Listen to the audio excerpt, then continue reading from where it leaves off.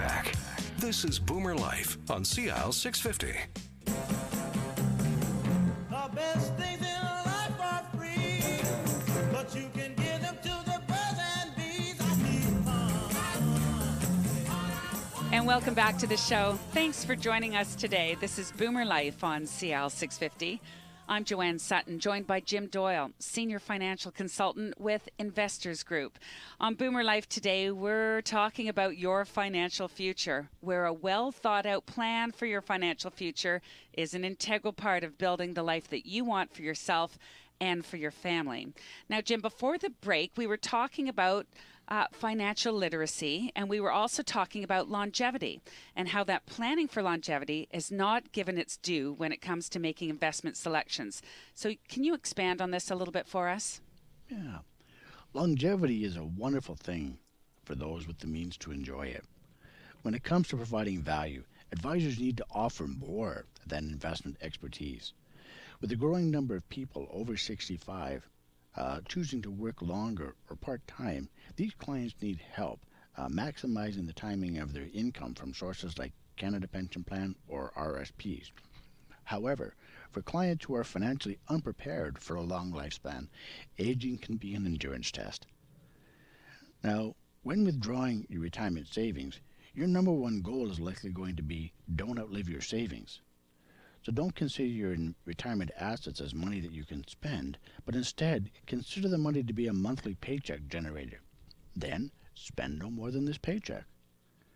Portfolio longevity requires balancing the need for principal to remain secure and the need to generate a better return. The challenge is getting the mix right. That's where a plan comes in. Mm-hmm. The majority of people are actually living a lot longer than they used to. So longevity sounds like a very important consideration when planning for your financial future.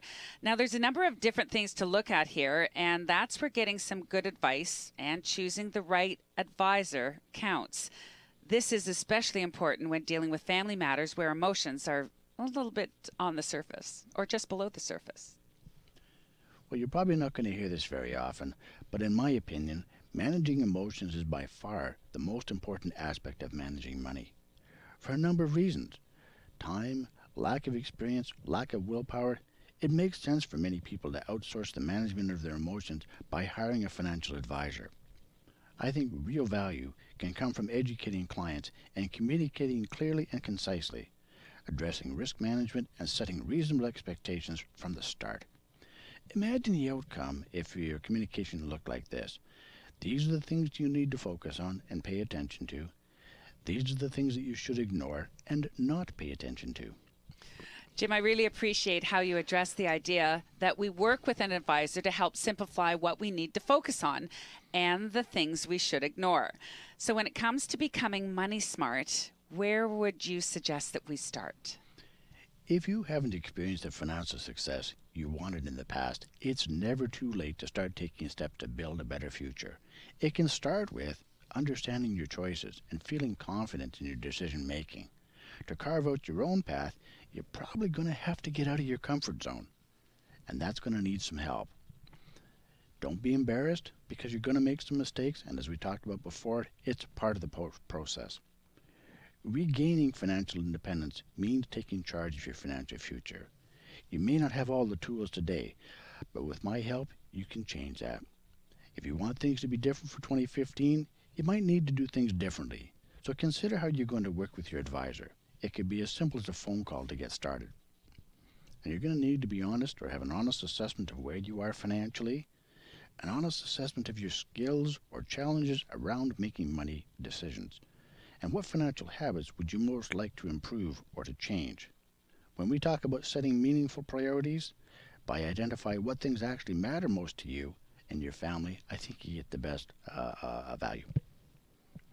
There's no reason to do it alone, so consider working with an advisor. For once, it's nice not to be talking about investment selection or product, but instead focusing on elements that really matter. Things like the hows and the whys of investment decisions and how they fit into your specific financial situation. Well, we really like to help people redefine what financial advice means. A recent U.S. survey by Alliance Life asked people about their 2015 New Year's resolutions that they were likely to make and keep. And it might surprise you to hear muscles won out over money, with the majority more concerned about their waistlines than their wallets. Many of those surveyed indicated they were more stressed about identity theft, terrorism, and stagnant wages that keep them from getting ahead financially. Equally concerning, market volatility won't allow them to confidently grow their retirement savings. And when asked in terms of financial habits that were holding people back from achieving their financial goals, some of the top ones included not saving any money, or spending too much money on things not needed, or saving some money but not as much as I could. When asked about what they could do to improve their finances in 2015, popular responses included pay off credit cards, increasing retirement savings, and building an emergency fund. You've left us with a ton of powerful information in today's show. So as we wrap up on some of the thoughts that we've covered today and some of the great topics, can you just remind us the importance of the 3 T's? I'd be happy to. If you have the time to do the research and anticipate the tax consequences, you can probably get much better results. The technique of knowing what you're doing with knowledge and temperament, emotional control. I'm really learning this, how important it is to actually leave the emotions out of it. Jim, thank you so much for joining us in studio today. You have been listening to Boomer Life on CL 650. I'm Joanne Sutton. JimDoyle is our senior financial consultant with Investors Group. We've been talking about planning your financial future for 2015. For more information and to get to know Jim a little bit better, go to his website, jimdoyle.ca, or call him in Vancouver, 604-682-5431.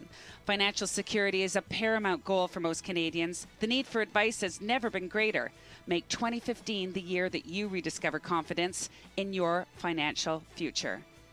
Thanks for joining us today on Boomer Life. I'm Joanne Sutton on CL 650.